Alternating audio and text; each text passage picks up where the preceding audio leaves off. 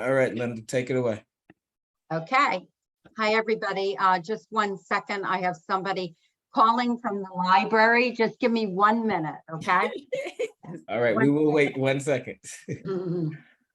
One.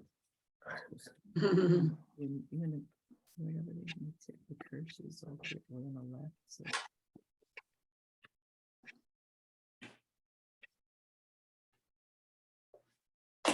I can't do it right this minute. I'll send it out as soon as I can. Okay.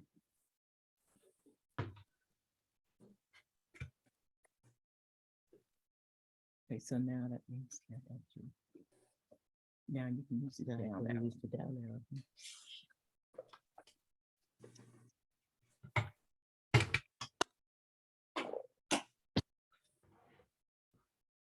Hello? Can you hear me now? Yep. Yes. Okay, great. Thanks. Somebody was trying to get into the program. Thank you, everyone, for joining us. As we say every time we do a Let's Talk About Race program, none of this would happen without our audience. So we always so appreciate you being with us. Tonight is a really special program. I'll talk about that in a minute, but I just want to tell you a couple of things that are happening at the library. One is finally, after all this time after COVID, we are finally opening now 3 nights a week. So Tuesday, Wednesday, and Thursday, the library is now open 10 to 8 p.m. So that's a great thing. It's been a while, I think about 2.5 years, and we're really happy that we're open at more hours.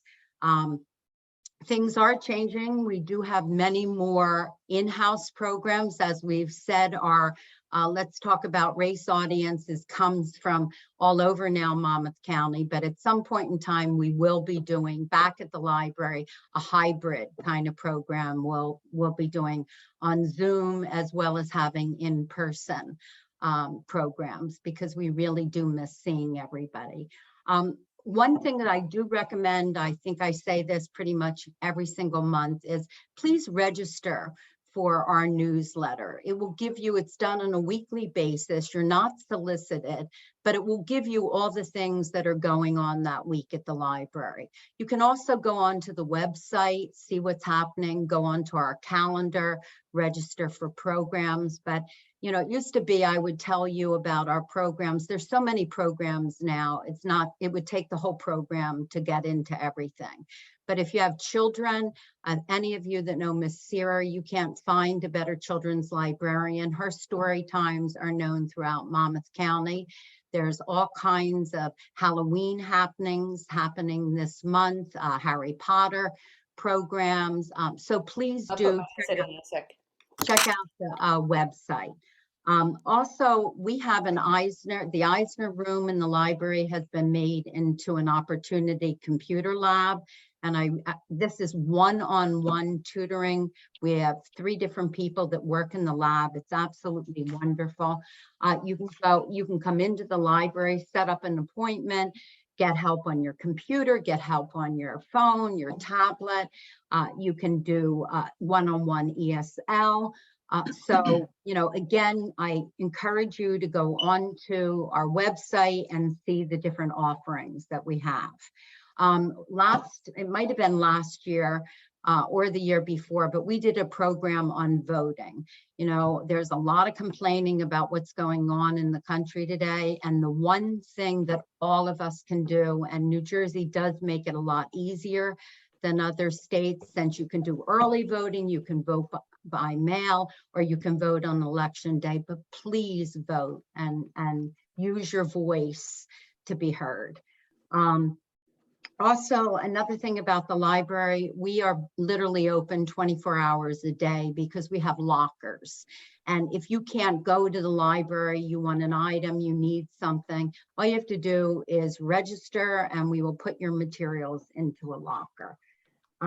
Our program tonight is on Asbury Park. We actually, when we first talked about this, we thought we would do one program, but the subject matter was so vast that we're actually doing two. The first is with great Kay Harris and Lorraine Stone, and we'll be going back 150 years of Asbury Park, a segregated seashore. And then our next program is with Nina Summerlin and also Diane Shelton, and we will be talking, who I believe are both with us tonight, who will be talking about the Springwood Avenue uprising. So there's a lot to talk about. I'm not going to take a lot more time other than to just say I had the great opportunity yesterday to go to Monmouth University and see Dr. Bernice King, who is the youngest daughter of Martin Luther King. And she was quite inspiring. One of the things she talked about is how tedious it becomes trying to deal with racism, and how we're all one people. And for the sake of any society, if you're looking at economics, it is not economically a good thing to have racism.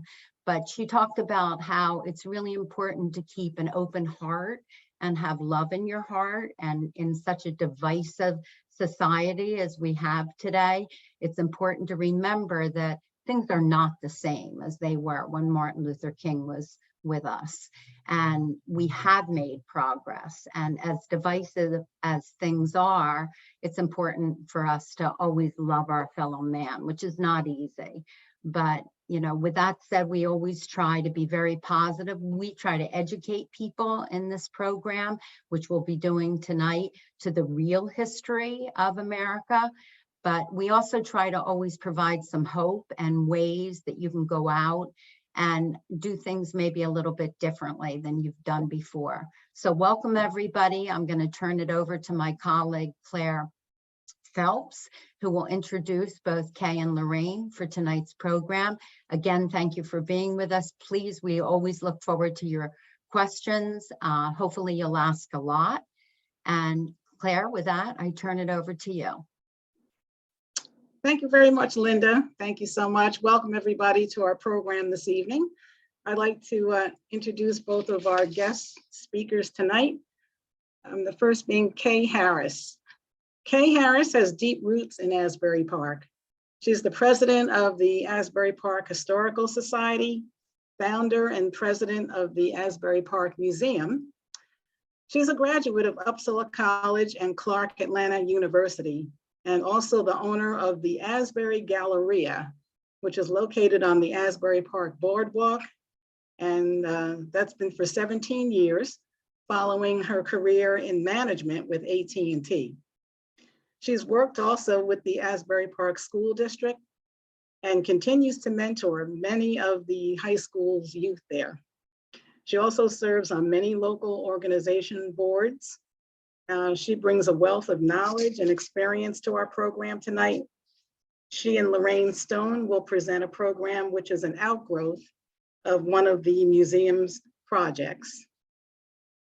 And our other speaker tonight, guest, is Lorraine Stone. Lorraine also has deep roots in Asbury. She was born and raised in Asbury Park and Neptune. She's a graduate of Hampton University in Hampton, Virginia.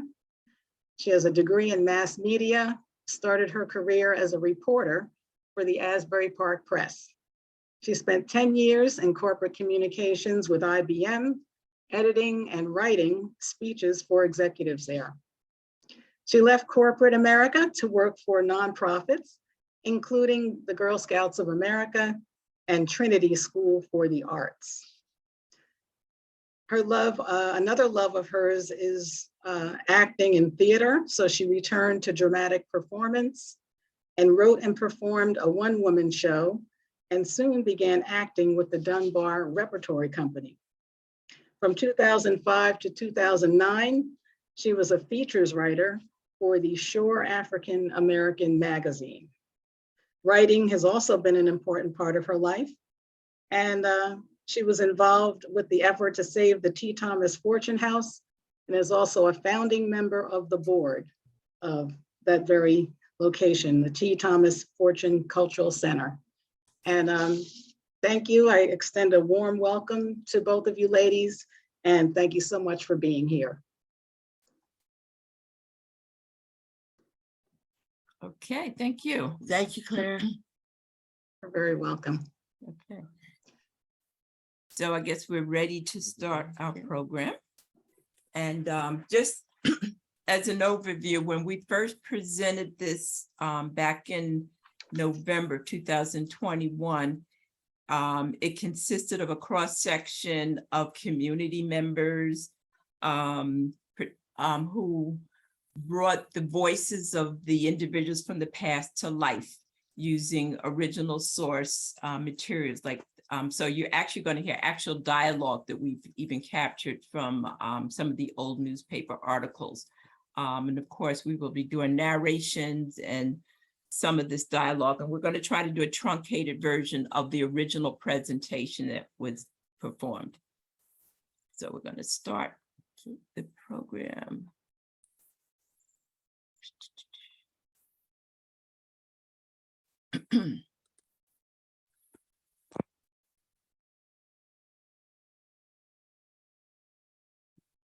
Okay, so our program is a Segregated Seashore retrospective presented by the Asbury Park Museum. Okay, now in 1871, Asbury Park, in fact, I am going to do one other thing. I want to take our video off. It'll be easier for me. In 1871, Asbury Park was born in the wake of Reconstruction following the Civil War. Just to put things in perspective. And as a point of information, you'll notice that New Jersey was actually the last northern state to ratify the 13th Amendment in 1866. Okay. Now, throughout much of its history, Asbury Park has been a segregated city, but nowhere were those often unwritten policies more in evidence than the resort's popular beaches, boardwalks, seaside hotels, and amusements. The story of segregation in Asbury Park didn't actually begin at the very beginning. Wrong here, it's not changing. Okay. Asbury Park was founded in 1871 by James A. Bradley. City was named in honor of American Methodism founder, Bishop Francis Asbury. The town was developed as a temperance resort, which restricted the sale of alcohol, disallowed beach bathing and fishing on Sundays. Bradley sold off parcels of cleared out land to the public, donated parcels along Grand Avenue to a number of churches of varying faiths. However, he retained private ownership and full control of the beachfront. Okay. Asbury Park quickly ascended to become a premier resort destination along the Jersey Shore. As thousands of white tourists flocked to the oceanfront, a separate influx of Black people came seeking employment in the hotels, shops, and restaurants of Bradley's service industry. Bradley's meticulously laid out plans for developing Asbury Park was largely built on the labor of local indigenous people. There were Italian immigrants, African Americans who had fled the South, running from the terror of the Ku Klux Klan and all the restrictions in the South, and looking for greater opportunities for employment and even better housing and education in the North.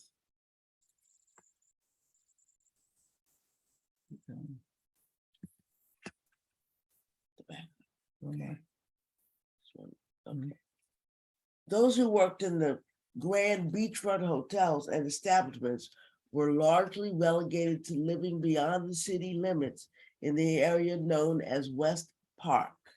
And as you guys will notice, the dividing line was actually the classic railroad, as you can see. So the area of Springwood Avenue would be located west of Memorial Drive and Main Street and the railroad tracks. And actually, Asbury Park wasn't even, West Park was annexed actually years later in 1905. In the early years, the largely African-American employees of the huge beachfront hotels were, well, not exactly welcomed, tolerated on the boardwalk and the beach. After work hours, Black hotel employees found some time for relaxation and recreation. The wait staff of each Grand Hotel formed fraternity-like alliances, often competing against rival hotels in sporting events like baseball and foot races. By the 1880s, the physical and economic growth of Bradley's beach town and rapid pace of its secular and commercial identity outgrew its humble spiritual origins. This led to heightened racial tension within the community, described by the New York Times as enjoying, quote, greater social mobility than at Long Branch or at any other place along the coast, end quote. In 1885, a large excursion of 1,500 Blacks visited the Asbury Park Resort, which was organized by the Black community of Newark. This information is from the New York Freeman, 1885. Shortly afterwards, an article appeared in the New York Times in which white business leaders were quoted. Okay. The success of the Asbury Park is threatened by the presence of Black people in spaces frequented by tourists. They have mingled freely with the throng of promenaders on Bradley's beach, listened to the music in the pavilion, disported in the surf, skated in the rinks, and rolled baby carriages in avenues. The result has been the white guests have complained to us that colored persons were overstepping all bounds, intruding themselves in places where common sense should tell them not to go, and monopolizing public privileges to the exclusion of the whites. An editorial in the New York Freeman, owned and edited by T. Thomas Fortune, an African-American who actually lived in Red Bank from 1901 to about 1911. That editorial condemned the calls to prevent Black individuals from utilizing the public accommodations of Asbury Park. The colored people enjoy no privileges whatever in Asbury Park except those of voting, promenading on the beach, and bathing in the ocean. Of these privileges, the right to vote was protected by the Constitution, and I call upon Bradley to protect the rights of Black individuals to promenade on the beach and bathe in the ocean. In doing so, I would recognize Bradley as a man of far different character than those calling for the exclusion of Black people. James Bradley contended that I personally possess no racial prejudice. My concerns are solely regarding the economic viability of the resort.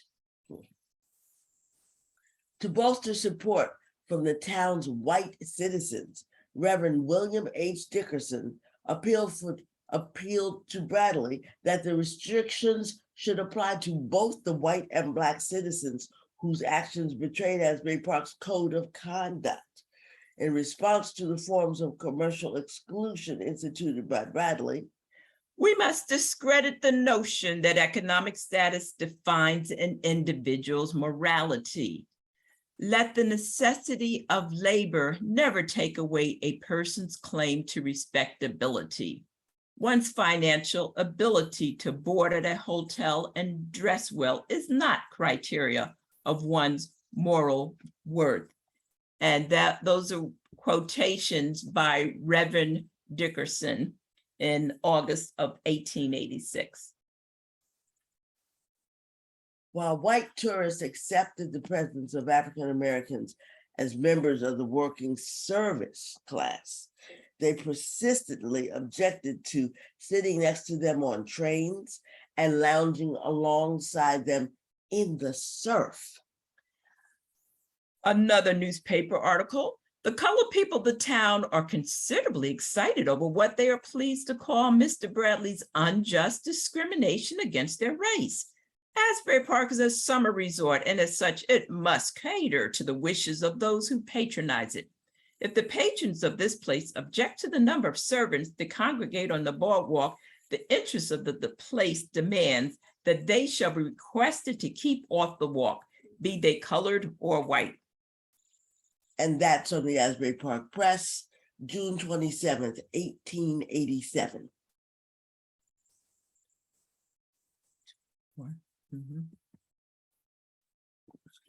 Okay. Okay, and then some of the early voices of that particular area who really pushed back against attempts to restricting the privileges of the waterfront include people like Reverend Dickerson, T. Thomas Fortune, Andrew Chambers, Reverend Robinson, Reverend Morgan, Reverend Jensen of St. Augustine's Church, and Dr. W.J. Parks.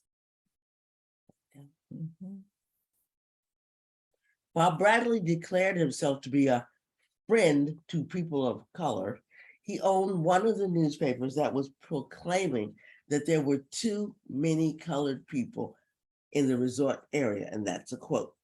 That is from the Asbury Park Daily Journal, again in 1887. The colored people are becoming a nuisance in Asbury Park. We allow them to vote, to have full standing and protection in law, but when it comes to social intermingling, then we object most seriously and emphatically. By 1887, Bradley officially restricted all African Americans, both those who work as well as those who sought to vacation. And Black folks did come to Asbury Park to vacation even back then in Asbury Park from the beaches and other shore facilities.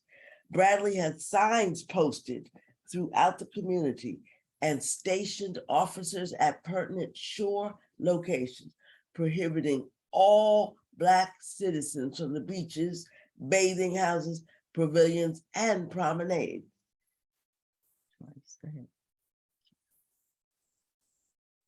Okay. Now, there was a backlash to Bradley's restrictions. Of course, people were not going to sit silently by and take that. Bradley's public stance drew backlash from the residents of West Park.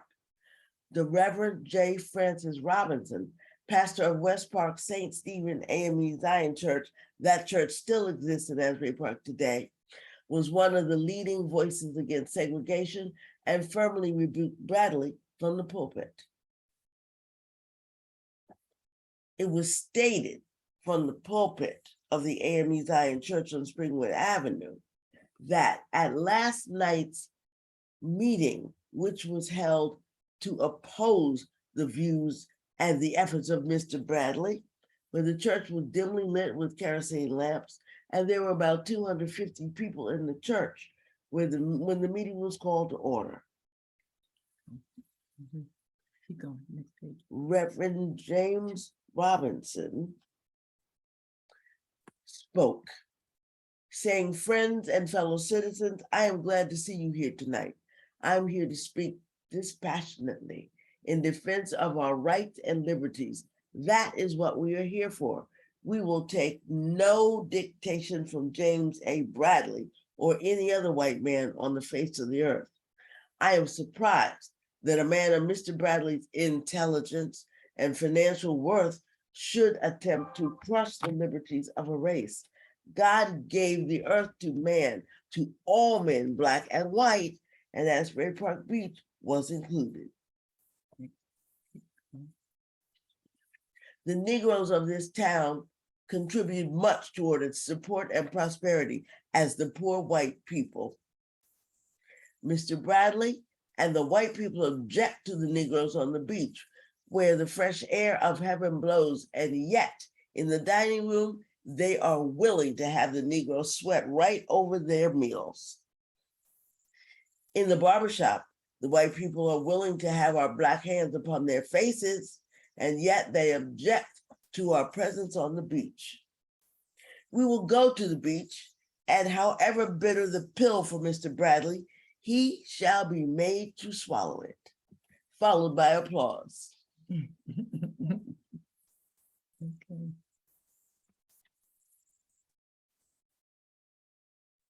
Okay. Bradley's stance on restricting people of color from the beach was met with outrage elsewhere in the region. So it was not just in Asbury Park. An indignation meeting was held at St. Mark's Church in New York City, where they met in sympathy of their brethren in Asbury Park and to protest the actions of Bradley to exclude colored people from the beach. St. Mark's Church of New York passed a series of resolutions condemning the discriminatory actions taken by Bradley. I don't know if we were clear that these meetings were ongoing. And as Kay just said, not only in Asbury Park, but in areas sometimes far outside of the shore area. Okay.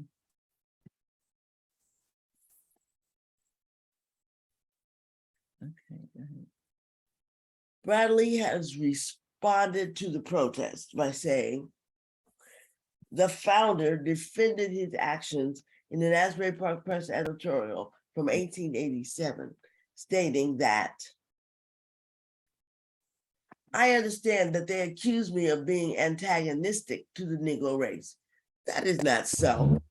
I am and always have been a firm friend of the race, but I would not be doing justice to the vast amount of capital that is invested in every way in Asbury Park if I allowed my sentimental feelings to assert themselves to the detriment of the town.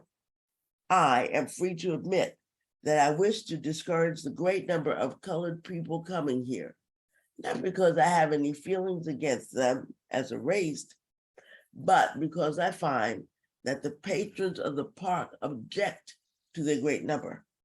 The number of colored and white people is disproportionate here in the summer. And whenever that occurs, there will be trouble among the races. The business of Asbury Park is purely that of a summer resort. And what does not conduce to that injury, and what does not conduce to that end is an injury. I have a right to select my own guests in my own pavilions, and I think the laws will bear me out. Robinson, as a result of that, organized a series of indignation meetings, rallies in opposition to civil law distinctions on the basis of skin color. So you can see that these were kind of ongoing meetings very often in the churches. But in addition, we also had, let me see, excuse me, I got to catch myself up. They also had excursions, which arrived in Asbury Park and Ocean Grove. They came from Newark, they came from the Oranges, from Philadelphia, and all of them would gather in places like Ocean Grove for the Jubilee Day. Keep going. Yes, and they would come by train. These excursion trains arrived in Asbury Park from northern New Jersey cities, Newark, Orange, Jersey City, and all from Philadelphia to the south, all of them. And forgive me, I'm repeating what Kay just said. Keep going. They met at the Ocean Grove Auditorium where they celebrated Jubilee Day, singing spirituals and listening to speeches. Yeah, Another form of protest at the beach created by Reverend Robinson was called the Wade in which Black locals wade into the ocean en masse and lay upon the sand in defiance of the official restrictions. This was a precursor to the sit-ins that were popularized 80 years later in the 1960s. In those days, bathers would pay about 20 cents for rental of a bathing suit, towel, and changing room before heading onto the beach. But for the next couple of years, people of color were denied such bathing privileges in Asbury Park. In the early years, beachgoers were not allowed to wear their beach wear on the boardwalk. They were required to use changing rooms. So thus, without access or means to a beach house, bathers were essentially were denied access to the beach. So under pressure to resolve the race issue in the summer of 1889, Bradley came up with what he felt was a great solution. He proclaimed the hours between 5 and 7 in the morning to be commission hours, when the people of color could in fact use the beach. And just think about how much you would like to run down to the beach between 5 and 7 a.m. every morning just so you could get into the water. Black bathers could only use one specific bathhouse, and that one was run by Jacob Parker, a black bootblack, who operated out of the 2nd Avenue Pavilion. There they could rent a changing room along with a bathing towel, a bathing suit, and specially marked commission hours at a reduced rate of 15 cents. Bradley thought this idea of commission hours was brilliant, and his local newspaper wrote that, quote, "The innovation has caused general satisfaction among the colored people and seems to provide a solution for the most difficult part of the colored question." Of course, the commission hours plan was doomed to failure, as apparently Black people didn't want to go to the beach at 5 a.m. any more than white people did. And during the first month after the plan was put into effect, the largest number of Black bathers taking advantage of the solution on a given day was no more than 6. We should be mindful that Asbury Park had a presence beyond New Jersey, New York, and Pennsylvania borders. In an editorial in the Texas Fort Worth Daily Gazette, July 5th, 1889, even if northern hotels and sleepers did refuse to take the medicine they insisted upon prescribing for their southern contemporaries in the pure and purifying waters of Coney Island, Long Beach, Cape May, Nantucket, and Asbury Park, and other resorts, all men would be free and equal among a people who so strenuously insisted upon such equality among other people. This compromise does not admit the races into the water during the same hours and marks the towels, lest by chance the white hand and leg should be dried on the linen that had performed the same service for the Black hand and leg a week before. Viva la humbug. A year later, in 1890, James Bradley, he wouldn't give up, established a separate area for people of color, setting aside a strip of beach and boardwalk between 1st and 2nd Avenues for their exclusive use. He employed Black bathhouse attendants and lifeguards within the designated area, in which for at least the first year, Black bathers were restricted to the hours between 3 and 5 p.m. Having successfully restricted African Americans from much of the beach, white hotel managers then began pressing Bradley to have them removed from the boardwalk and the pavilions. And in 1893, Bradley obliged, posting large signs forbidding pavilion entrance to members of the colored race. This latest action was met with great indignation by the local Black residents. A community meeting was quickly held in West Park at Morrow Hall, chaired by Reverend William Dickerson.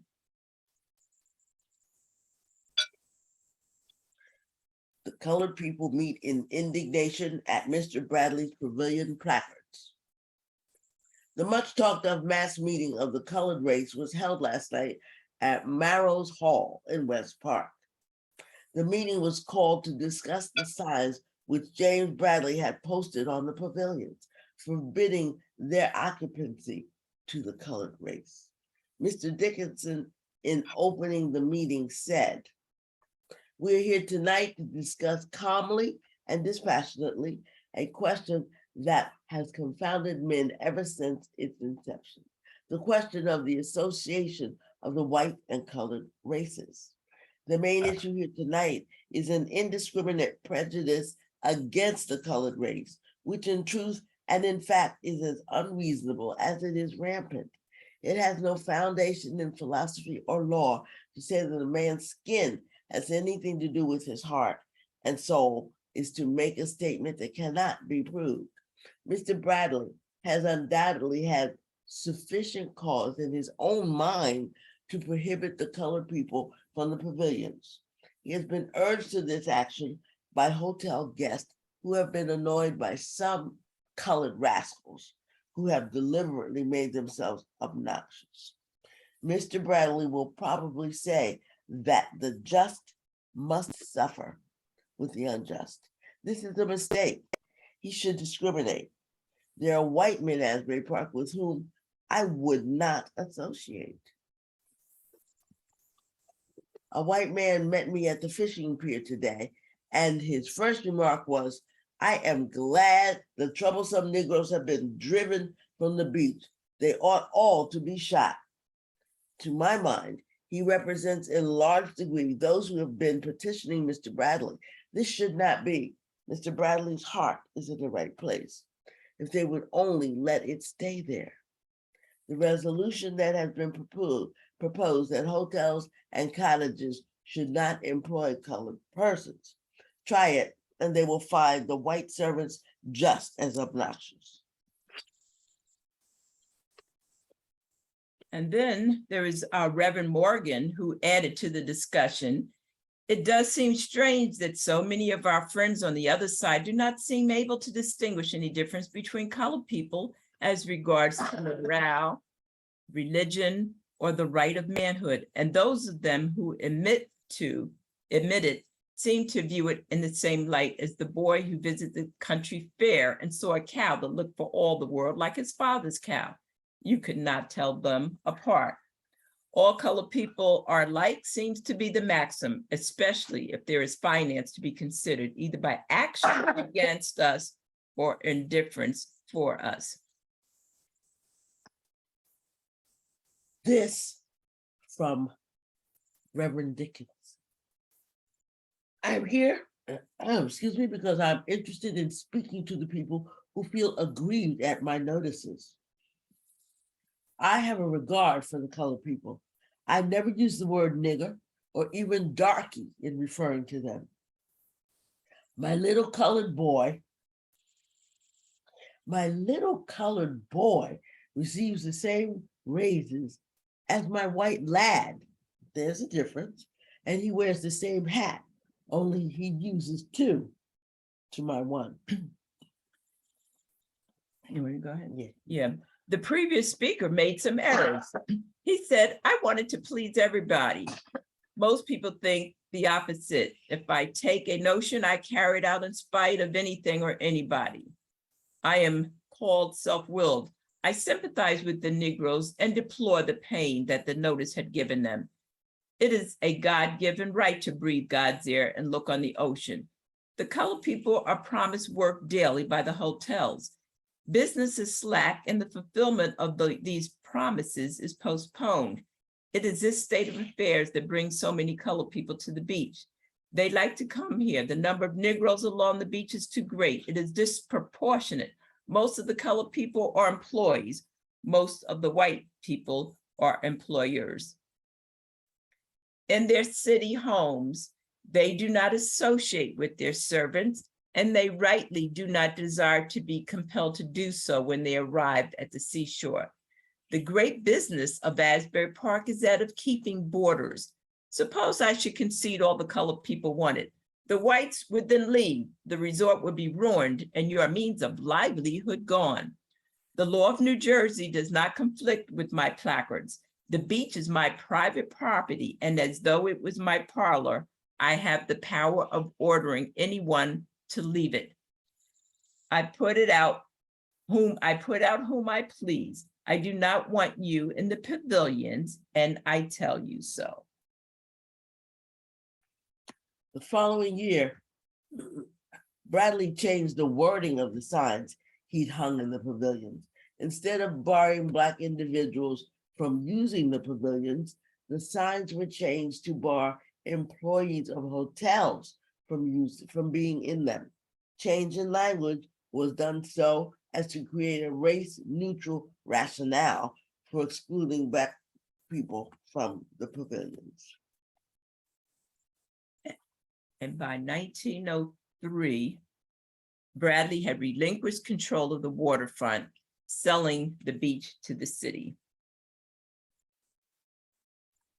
And over time, the perception of acceptance of Blacks on the beachfront appeared to be on the upswing, with the many clubs and cottages on Asbury Park's west side being an additional huge draw for Black Americans.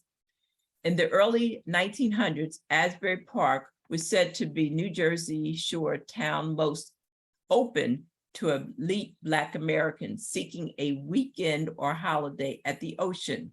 One of the most prominent Black newspapers of its time, the New York Age, owned by Thomas Fortune, reported in 1906 fewer restrictions on account of color in Asbury Park this season than during any past season, and a movement is on foot among the property owners to remove every vestige of discrimination on account of color. A peculiar condition exists on the ocean front at Asbury Park this season due to the attempt of someone in authority to shut out the colored visitors entirely from enjoying the bathing privileges of the deep blue sea. Now, this was 5 years later in 1911, and that was reported again in T. Thomas Fortune's New York Age. And at that time, Fortune did live in Red Bank. When colored visitors reached their normal 2nd Avenue swimming location, they were surprised to learn that they could no longer swim. They no longer had privileges at this beach. At a subsequent Sunday afternoon indignation meeting at Second Baptist Church, it was agreed that the community would swim anywhere along the beachfront that they desired. The commission organized that this was intended as a test case if they were to arrest any of the beachgoers. They also recognized that the city would likely lose in court. On July 4th, the large crowd composed of white and colored pleasure seekers witnessed the unusual spectacle of both races bathing together, a state of affairs that had not existed at Asbury Park for years. So long have the colored people been used to bathing together that they do not seem at all anxious about mingling in the ocean with the whites, who on the other hand do not seem to be particular about mixing either. And Asbury Park, the West Asbury Park had been annexed as part of Asbury Park in 1906. Thus, the Beach Commission was also mindful of the power of the Negro vote.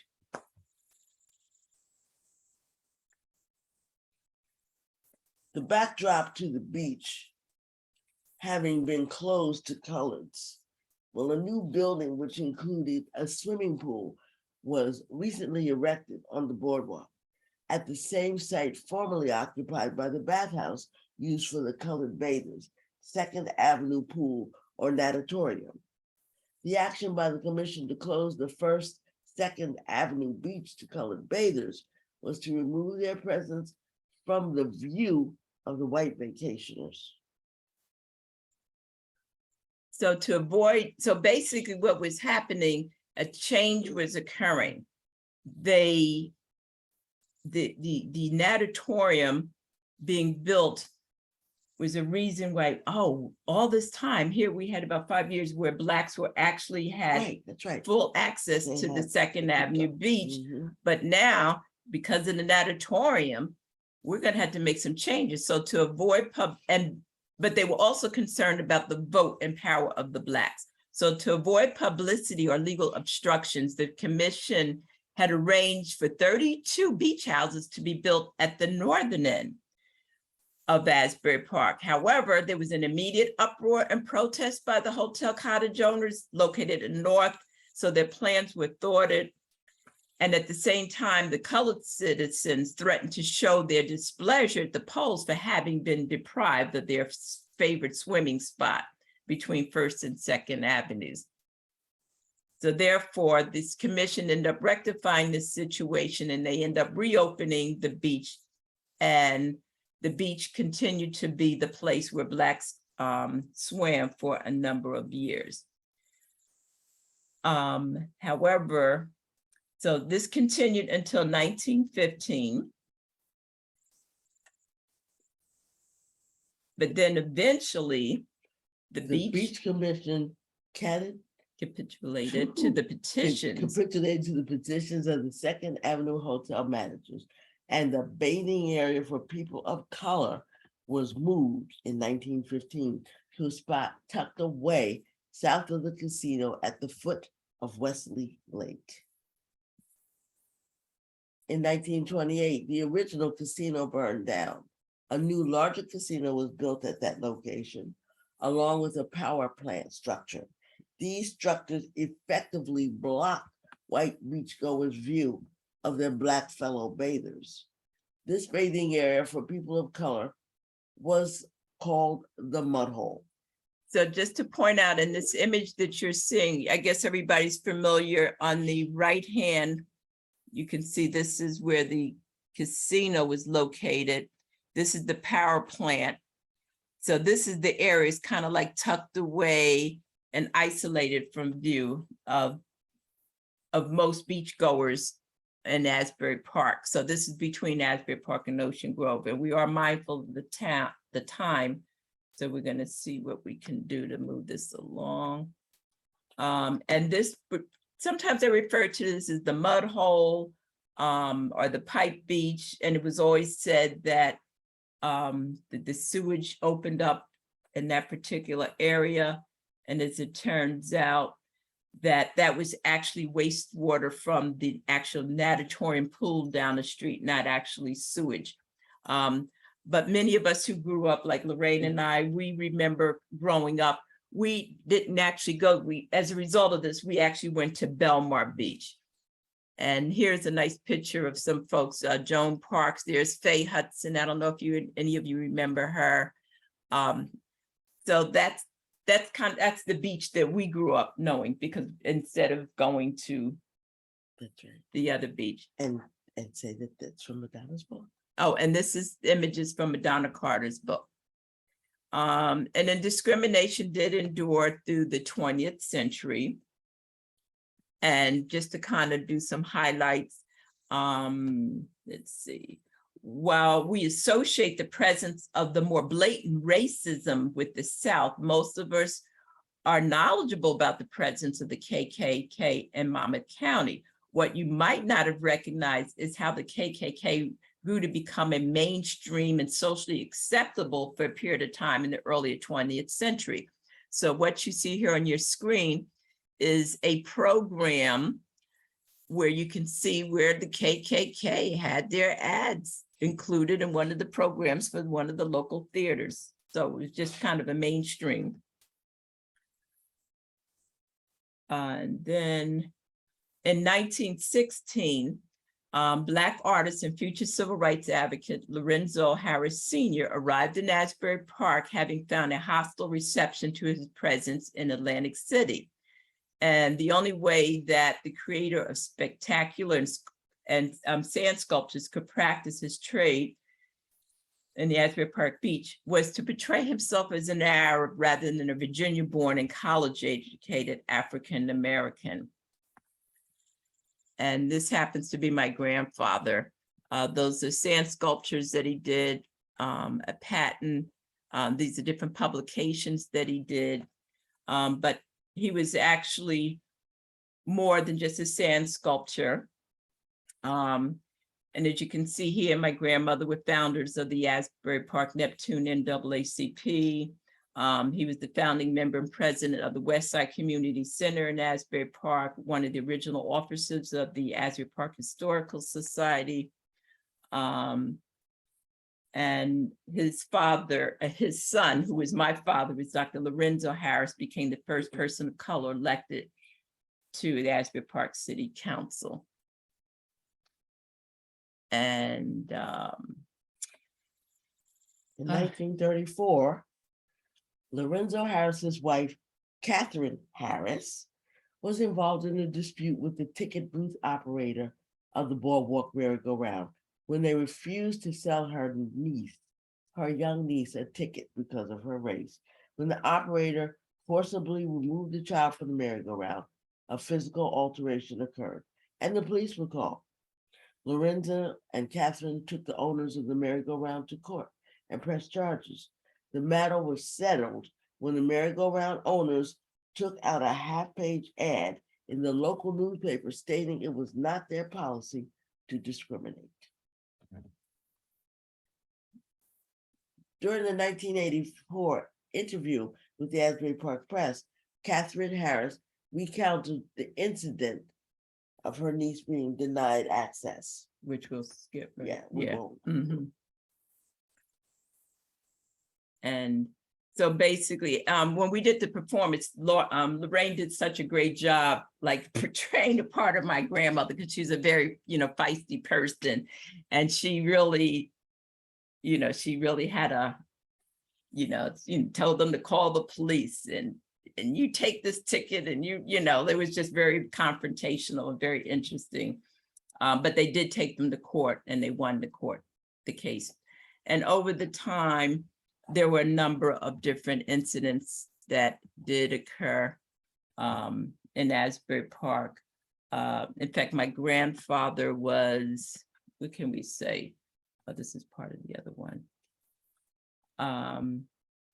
There were incidences with the merry-go-round going to a theater, Right, being denied the ability The to pool. sit down, and he was, told to go to the balcony and refused. So it kind of goes on and on.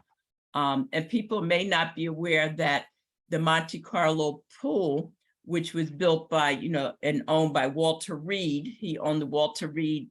You can see the Mayfair Theater here, the Monte Carlo pool, and the natatorium. And they were all, in fact, I even experienced discrimination. I remember my mother went to drop us off, and when they saw us coming, the manager went back in to say that they were closed. So this was like even in the 1960s. And we'll skip all of these sections about Walter Reed, some other incidences. And But later. I think it's important to say that Walter Reed, who was known in Asbury Park because there were 5, I believe, Walter Reed theaters. There were also Walter Reed theaters in New York City. So he was well known. And I will read you this quote. "I am seizing this opportunity to tell the colored boys and girls not to be so crazy as to sell their vote for $1 a piece. Where I was born in Selma, Alabama, if a man like you had lived there, they would run you out on the rail for being a quote nigger lover, which is the term used for politicians who expect to get elected to office with one particular race or color." That was Walter Reed. Yeah. Okay, and then just to kind of continue, oh, I guess we skipped that. The Black citizen. I guess I don't have that screen. Okay, so anyway, we're just going to move on. And there's so many incidences. We'll just pick up from here. This is to take it to the 1950s. Asbury Park was undergoing a transformation. The post-war era saw more Americans owning cars than ever before, and the Parkway provided a direct route to Asbury Park for working class families. After years of depression, and a world war, Asbury Park was again a favorite summer destination with its rides and amusements, including paddle boats and swan boats in Wesley Lake, and even pony rides in the boardwalk. While it was a different sort of resort than the one that beckoned well-to-do city folk in the Gilded Age of the 19th and early 20th century, Asbury Park was still perfect for a day trip or even a vacation of a week or two. The 1960s and beyond, Black people, however, continued to find themselves unwelcome at the boardwalk pools throughout the 1960s, even as those pools, the last of which closed in 1971, entered their final years of operation. Claire Garland, the director of the Sand Hill Indians Historical Association and Asbury Park Museum advisor, recalls her mother marching on the boardwalk with others in the early 1960s to protest discrimination on the waterfront. And I would say that Claire Garland's family are original people in this area. They are the Lenapes. So they were here from the very beginning and did a lot of work to build Asbury Park into the important city that it became. And at the same time, amusement centers like the Palace Complex and the casino relaxed their restrictive practices of decades past. And by the late 1950s and 60s, local school-aged children were offered trips of 10 tickets for $1 to attend Wednesday morning double feature movies at the city's movie houses, a program that included live entertainment during the intermissions. I was there. And the 21st century, while Asbury Park's comeback in the 21st century has seen a more diverse city emerge from the economically depressed and largely abandoned ghost town of the 70s and 80s and 90s, the waterfront did not see a large number of young Blacks, Hispanics, and Haitians acquiring employment in customer-facing boardwalk jobs until recent years. The first new businesses to open in the early 2000s were not very receptive to the presence of Blacks on the boardwalk, nor did many of those businesses tend to employ many persons of color. Since then, boardwalk business owners have come to see the value in providing employment opportunities for the residents of the greater Asbury Park area. Because most of the jobs are seasonal, however, the positions tend to attract younger people rather than adults who desire a year-round position. So today, the youngest of the generations of beach goers are likely oblivious to the history of Asbury Park's segregated seashore, a history that was largely suppressed in the official record for many years. But for those with an interest in building a stronger, more truly diverse community from the lessons of an often shameful past, the beaches and boardwalks resonate with the righteous indignation, the chants of protest, and the summertime laughter of all those who fought for dignity, rights, and respect in this city of sandcastle dreams. And that is the end. And this was dedicated to my grandfather, Lorenzo W. Harris Sr. And this is an image of one of the sand sculptures that was on the boardwalk. I think Kay always passes this by, and I'm so impressed, I have to say, that Lorenzo W. Harris Sr. was also a longtime artist and illustrator for the Crisis magazine, which was the NAACP magazine. And just as an FYI, this would show you, these are all the individuals who participated in this presentation. So you can imagine visually, it said tonight, it was just me and Lorraine, but when we did the actual presentation, these are the different people from the community who actually participated in this presentation. And that is, let me stop the screen share. Hey, could you also talk about your video for just a minute? Talk about The history, the video that you've done, if people want to take a look at it. Oh, it's located on our, It's on our website. yeah, let me try to stop the share just a second. I'm sorry. No. Yeah, great this, presentation. yeah, we, this was recorded and it exists on the Asbury Park Museum's website, which is ap-museum.org. .org. So if you go to the website, you can, actually take a look at the actual full presentation. Maybe you could put it in the chat. Sure. Okay. Be one happy to thing do that. We didn't say, we usually tell people to put their questions in the chat. We do have a couple questions, but Claire, do you want to? I'll read the question, Jess. Okay. Just want to say thank you, Kay and Lorraine, so much for this wonderful presentation. I'll have to say that some of the information I knew about and had forgotten, especially about your grandfather, I'd known about that.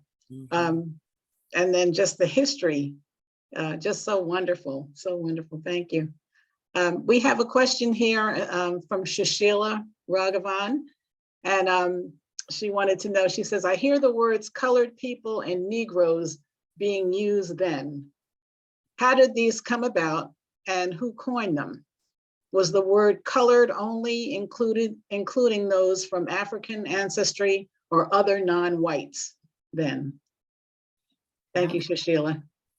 Yeah. Well, I would say initially, colored referred to Black people. And going through time, you can track which name seemed to be more acceptable.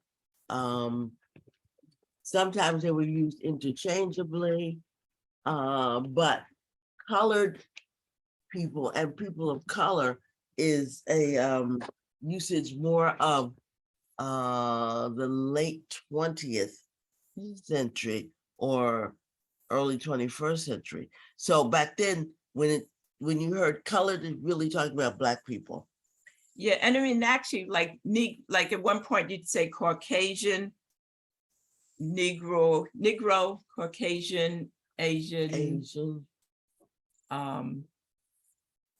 That was just kind of how you describe the race, but then it was interchangeable after, because you have the NAACP, it was the National Association of Colored People.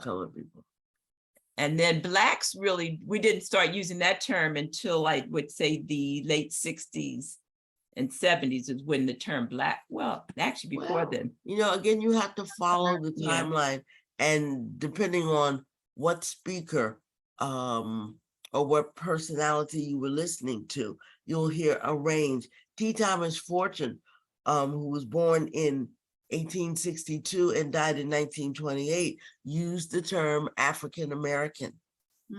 So, it could vary widely.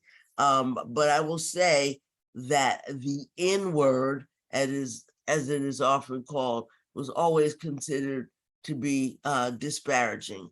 When someone white used that term towards someone Black, that was a disparaging remark. But I don't know, but to answer, I know she's saying like who came up with it. We don't Answer that. No way to know that. I know that Kerwin has some questions, but I do Thank have you. a question. The tall cedars I happened to see in there, was this a racist group? The 12 cedar. You mean in Tall that? Cedar, it's an organization. When I was growing up, I know people in the Tall Cedars, and I grew up in a very racist town.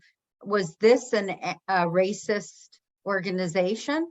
The Tall Cedars? No. I'm sorry. I didn't mean to mislead you on. I'm going to share the screen again, just a second, if I can get back to it. That happened to be on the same page as an ad. Oh, okay. Okay. I just, right away, it stuck out to me, so. No, here, are you able to see the screen? Yes, that's it. The elks, the cedars. So here is the KKK's ad, which I blew up on the right side. So it was just happened to be on the same page. Okay, as the Tall Cedars. Yeah, I hope I that always makes you thought feel they were a better. little weird, the Tall Cedars myself. What amazing pictures. Yes, amazing history, amazing pictures that you have. Yes. Thank you. So it just kind of shows you the evolution of, because we always heard about this beach between Ocean Grove and Asbury Park, Yeah, not recognizing that actually prior to that, there, we did have access to a beach in the middle of the boardwalk, but it's interesting how it started off like at 5 in the morning. Then they Yeah. gave them 3 in the afternoon, and then Mhm. finally, okay, you can have the Second Avenue beach. And then eventually they found a way of just kind of pushing them aside. But And- clearly it is the story that if you're Black, get back. So it's, it did remain the same through that time. And remains to today in certain circumstances. If you are Black, then if you really believe you belong wherever you want to belong, you're gonna have to stand up Yeah. and really push for it or Yeah. Mhm. fight for it. Yeah, but the thing that kind of stood out to me was that when you think about the hypocrisy of the North, because we were like against slavery and everything else, No, but we then on weren't. a social, we just didn't want, the community didn't want to socially intermingle. Yeah. Um, well, and the tracks are still very divisive, the railroad tracks of Asbury. Oh, There's- sure. yeah, Still But incredible. that's not unusual, I in know. many, many towns, Red cities, Bank. you find that dividing, Yeah. on the other side of the railroad tracks is Yeah. pretty commonly known to me. That's where the Black people Mhm. live. And the difference that I can say, and I think growing up, even when people had jobs, which is an important part of it, like they were Mhm, the mhm. chambermaids, they Oh, worked in yes. the hotels, but really couldn't enjoy them. Hmm. And I have a business on the boardwalk myself, which I started in 2005. And Asbury Park just started kind of coming around again. And I Mhm. can say, even at the time, like most of the people who own businesses in Asbury Park were really not from Asbury Park. And they just tend to hire people that they know. In fact, even to this day, I'm still the only Black-owned business on the boardwalk. Mhm. The difference is that at least I am seeing more of the young people being employed, because initially they weren't. And I remember seeing people standing there with their arms crossed if they saw a bunch of Black folk, like, even how dare you, even what are you doing here on the boardwalk kind of attitude. And I did have at one of our tenant meetings, I spoke with Mass Marquette and the other tenants, and I really pushed for the importance for them to consider hiring people, the young people in our own neighborhood. And I actually did employment readiness workshops at the high school to try to, because I didn't want them to say they can't find good workers. Right. So we did have workshops, and then actually a lot of the businesses did. In fact, there's some businesses, they just exclusively hire kids from Asbury Park and Neptune, and that they're starting to recognize the value and importance of having kids in our own community, and they're customer facing jobs, Right. as salespeople and whatnot. But again, in terms of businesses, there really aren't any other business owners. And that is something that I'm very much concerned with, because we need to be a part of the growth of Asbury Park. We're very much concerned about the gentrification that's taking place in Mhm. Asbury Park, and the Right. type of businesses are coming and who they're appealing to, and the people who are moving here from out of town and able to pay the prices, like $800,000 for a house in Asbury Park, and to them that's probably, oh, that's a good Well, deal. that's a good deal. Right. It was A interesting. lot of people. Bernice King, last night said she thought gentrification could be considered a violent act against a community. Mhm. There's some good things, but I remember I'm from South Jersey, as I said, and close to Atlantic City. And when they brought gambling in, Atlantic City was in really bad shape. And the promise was the people that lived in Atlantic City, especially what they called the inlet area, were going to get all these jobs. Nobody got jobs. They were forced out, and they brought in, people from all over the country to work in the casinos, but the locals were forced out of Atlantic City or into an area where they were worse off then the casinos did not help the locals in Atlantic City. But we Right. definitely want to open this up to some questions. Anybody that has questions, you can raise your hand or We do Just- see a question here. I We do see, have what another one. jobs did the Blacks do apart from hotel jobs? And which town along Jersey Shore was most populated by Blacks at that period?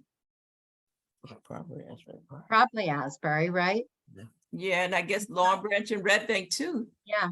What about Long Neptune? Branch. Yeah, but Yeah. you know what, yes, and then I wasn't another sure. thing too about Asbury Park over time. I think I would say like the 60s, 70s, people started moving out to the She started suburbs. Moving out. So a lot of Blacks started, moving, and there were parts of Neptune where Mhm. initially you were not welcome. Mm. Like said, the Gables, that was groundbreaking, For to any of even, you who may remember Ermin K. Jones and the lawsuit he brought to be able to move into the Gables in the 60s. I don't remember exactly what year, but yeah, Wow.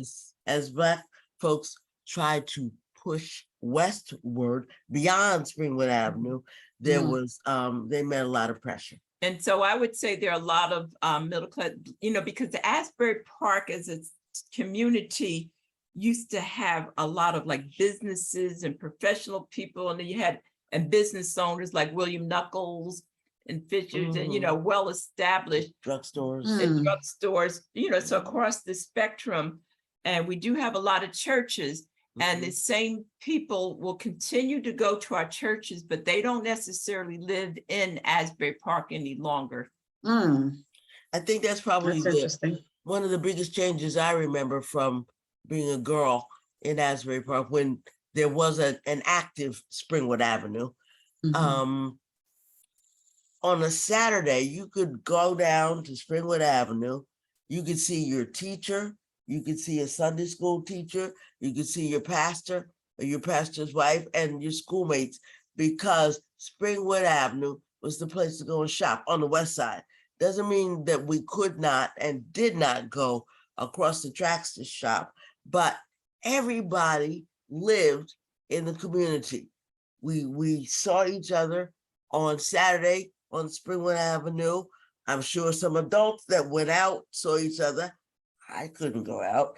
And then on Sunday, we went to church together. So it was a community that had quite a bond. But as things began to shift and change, and there was the possibility of, look, we can push out further. So then you had the argument, what was better, integration or to stay segregated and be with your own and continue to grow in that way. So that's an age-old conflict and conversation. And it happened in many communities. Oh, yes. It did, because I was up in Union County. It was kind of the same thing with Plainfield and Elizabeth and, Right. okay, and that's all changed now. Yeah. I wanted to also turn over to Kerwin Webb. Did Kerwin have anything that he wanted to speak with us about? I did have a question about the presentation and something that Bradley said, but this last comment about the debate or a conversation about integration or segregation is one that I just thought, Linda, hey, that might make a good program at some point. Because I've had this conversation, debate, and question with different people. Was it a good thing or not? Yeah. Because there's still some stuff.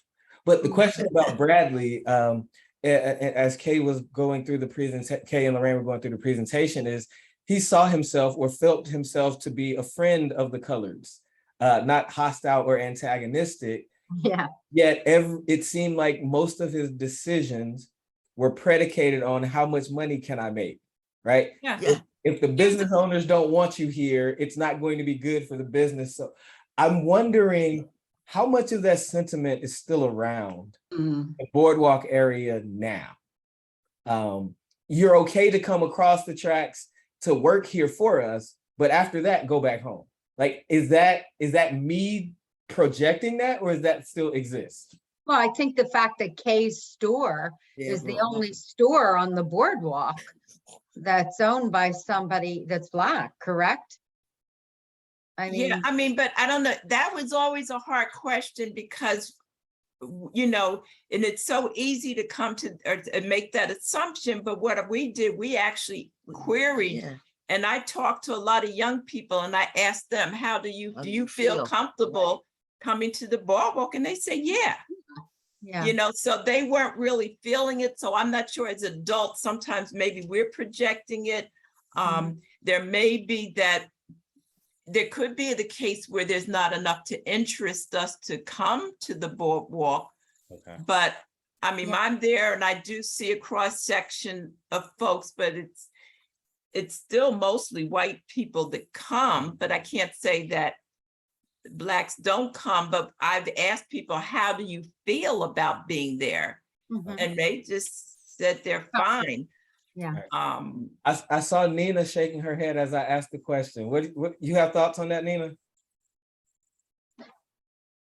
she's muted. You're on mute. Muted. Okay. My Hello, issue Nina. is, like, we've spoken to a lot of kids in this community, in regards to when they started tearing down things on the east side, and redeveloping. And a lot of kids did feel that they weren't, welcomed on the east side of town because there was nothing on that side of town for them. Or if they're on that side of town, like on the boardwalk or something, they always felt like, other residents were following them to the point where they were waiting for something to go wrong. And a lot of people feel like, you know, I'm not comfortable being on that side of the tracks because if I'm being followed, you know, they're always waiting for something to go wrong, and that's not always the case. Yeah, I would probably agree with you in terms of just being in the area in general. So I guess I was specific to the boardwalk itself. Right. But I will say that if you think about, you remember when the Greeks used to go to Belmar, Mhm. and that was a big thing. Mhm. Yes. And there is and I remember when also one year they decided to come to Asbury instead. Yes. Oh, yes. Oh, right, that- right. A matter of fact, my father Oh, was yeah. living at the time and he was the one encouraging them to come to Asbury because wasn't anything happening in Asbury anyway. And they said, if they don't want you in Belmar, You come come to to Come on, Asbury. Asbury. And then, but they got so upset at Belmar because they didn't know that they were switching and they spent all this money for police personnel to be Right. ready for them. And Right. they didn't show and they were upset because, and then they wanted us to even pay the expense of it. We didn't tell them to spend all that money. And I talked to some of the, like Gilbert Reed, who was with the police department Yes, at the time. right? And he said, when they came to Asbury, that was fine, you know. But in general, whenever you have a group, there's a different perception. Like even when you have your shows, you can have like the Grateful Dead perform in the convention hall where there's a lot of pot smoking and they'll have the ambulance at the ready and it's okay. But if you have Black folks come for an event like that, like if we try to have a Black event, people would get upset because they do have this negative. It's like, it's okay for the white folks, but next thing you want to know, oh, get them out of here. They do have this negative. Mhm. Well, And it's almost a fear, you know, we Mhm. don't know what they will do, what those people will do. And, you know, those people have not done anything more, in fact, have often done a lot less than white concert or theater goers. in fact, you should really see, you remember the movie School Days, Carolyn and Yeah. Nina and Claire? That was a classic example. Here you had a university and you had one place where all the white kids were drinking beer and sloshy and drunk. And then the Black kids were just playing the music, dancing, and maybe a calm, but then a white resident was upset because, you know, like accusations, and it's like the police, you got to shut it down. Mhm. Mhm. So they perceive and react to Blacks differently than whites, even if they're doing the same or lesser. Right, right, activity wise. And I noticed that in terms of the concerts, you know, that come to Convention Hall, I think it was back in 2003, and I was very surprised. I was at the concert, James Brown was there. Mhm. And I thought that was very unusual. And I said, he's in Asbury? Well, we've got to go see that. But, in I'll terms tell of, you, in Asbury, when we were in high school. Yeah, no, but Okay, in our yeah. history, we can say, and when we grew up, I mean, not too many.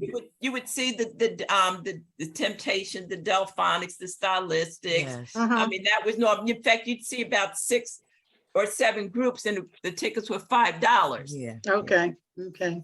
So we have plenty of billboards with those kinds of shows. But I don't Yeah, know yeah, that's if anybody viewing remembers Frankie Lyman and the Teenagers. Yeah, that was a big There's thing. a story. Frankie Lyman and the Teenagers were on a show in Asbury Park. Wow. A fight broke out among white people. And Wow. the result, the upshot was that Frankie Lyman and the Teenagers were put out of town, and there were no concerts by African-American artists for until the 60s. Many years. And what year was that that happened? That was Like, Frankie Lyman show in the was in the 50s? 50s. In the 50s. For sure. And of course, he got blamed and his presence was That's right. blamed. And it was, Exactly. there were white kids fighting, and there were knives involved, but it had nothing to do with Frankie Lyman and the Teenagers or any Black audience that was coming to see them. So Yeah, but I think it's weird that, when we always say East and West type of thing, and then we look at the dynamic of our own city. Like I remember when they just finished redevelopment on Cookman Avenue, and majority of what was coming up was bars. And then there were always fights. The kids were like bashing in the windows and all of that other stuff. Yes. They always blamed the Black community. And then when they actually sat down and looked at a lot of the videos, the incidents had nothing to do with anybody from Asbury Park.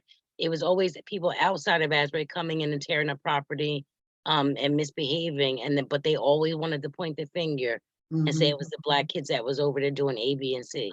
And they had nothing to do with our community. Nina, So we're gonna get into that a it's little easier more. to blame, any nationality than just to take ownership for whatever's going on in the city.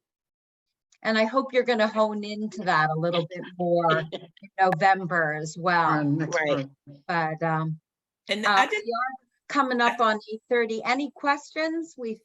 I just wanted to shout out to Rick Efkin. I see him. Yeah. Rick was one of the participants in our Segregated Seashore retrospective, and Susan.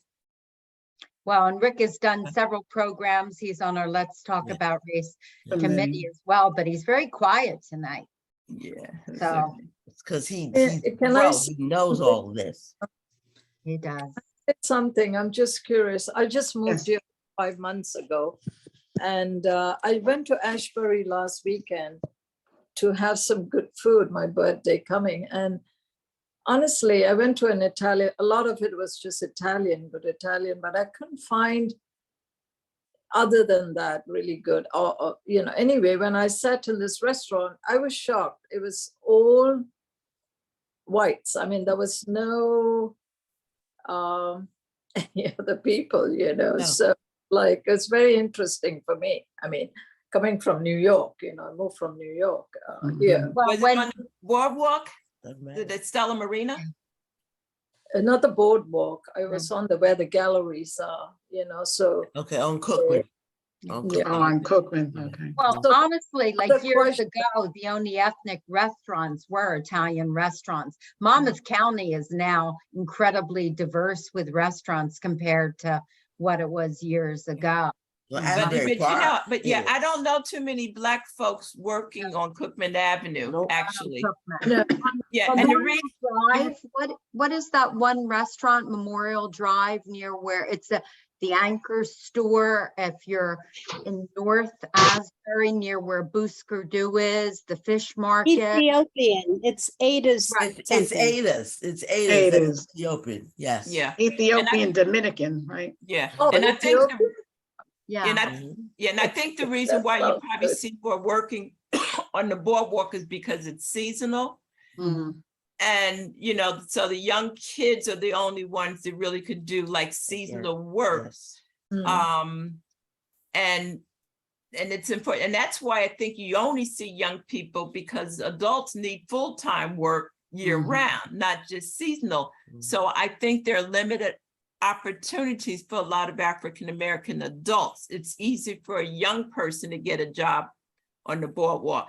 Now, as far as the downtown, because that's year round, then there's no reason why we shouldn't have more representation on Cookman Avenue, because those are real, year-round positions. Exactly. And we are not well represented there. And I think that kind of goes along with the gentrification that's occurring too. And also with the gentrification, I think we have to look at Black business ownership downtown. Ada's is not downtown, but it is in Asbury Park. I can't think of another Black owned business in the Asbury Park shopping district at this point. There have been some, but they're all They've come and gone. gone. Nina, am I missing anything that you can think of? No, nothing there No. now. Kay is No. holding down the boardwalk, and trust and believe there have been attempts to remove her, but they have fortunately been unsuccessful. I just want to remind people going forward, Rick Gefkin will laugh. Remember that New Jersey was the last state to free its slaves, the last state to sign the 13th Amendment. Slavery is at the root in New Jersey.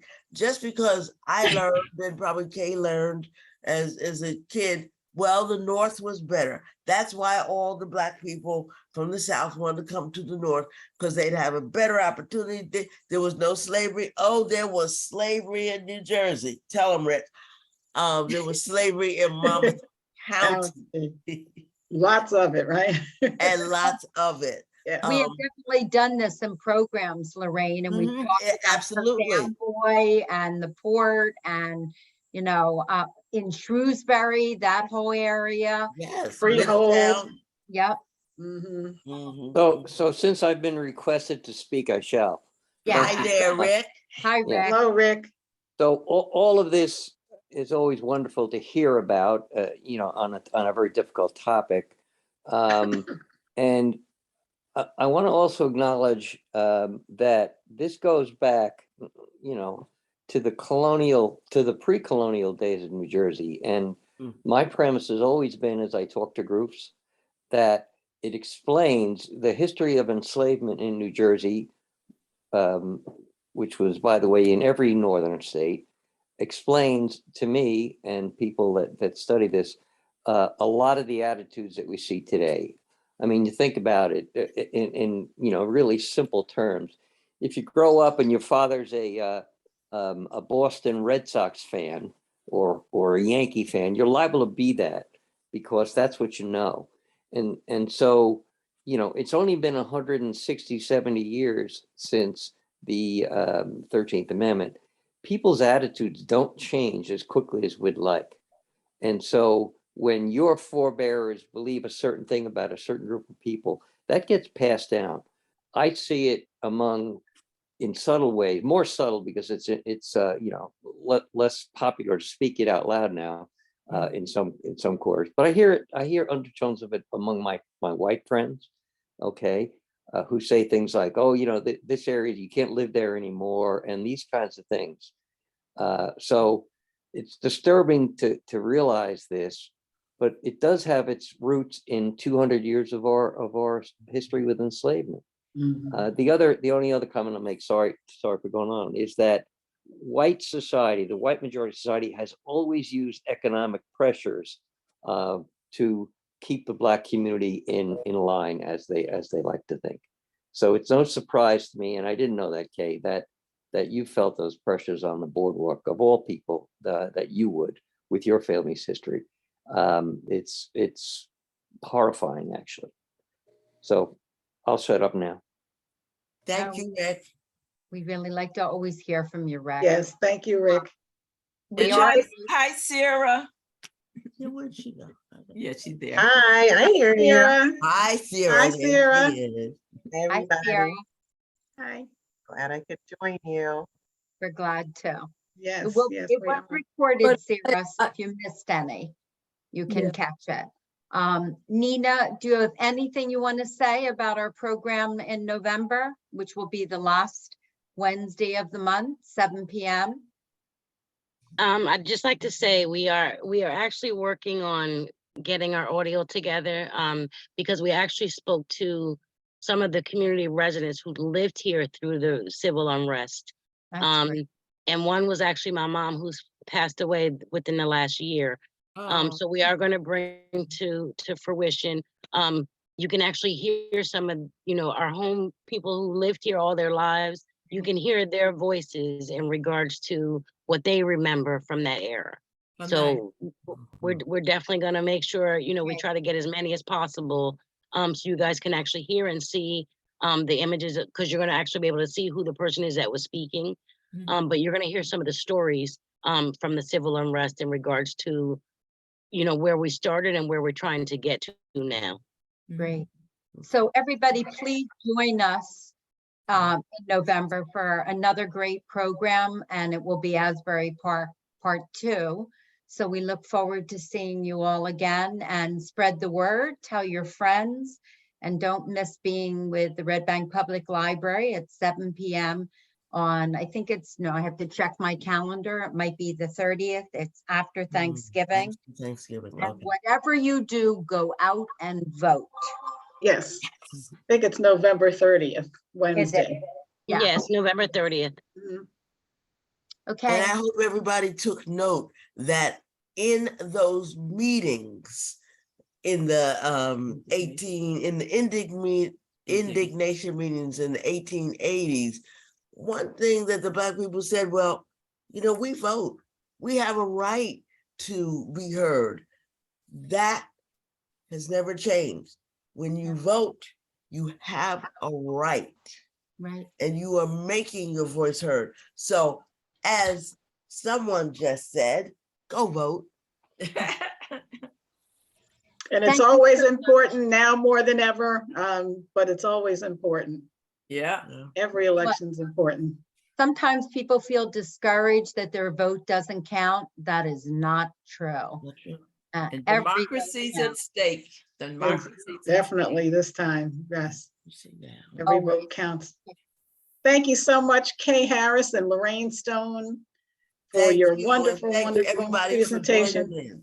And we're Thank looking you so forward much. to Nina's presentation Nina, we next will Yes, month. we are. next month. Nina It's and Spring with Diane Avenue Shelton. Rising. Bring would be it home. Bring it Spring with Yes. home. Avenue Rising. Yeah. Yes. This We're is still exciting. fighting. We're still fighting to try Oh, to yeah. get some, residents out to make serious changes when it Mhm. comes to Asbury Park, because, from what we're seeing being developed right now is not what the community was no. asking for. Mhm.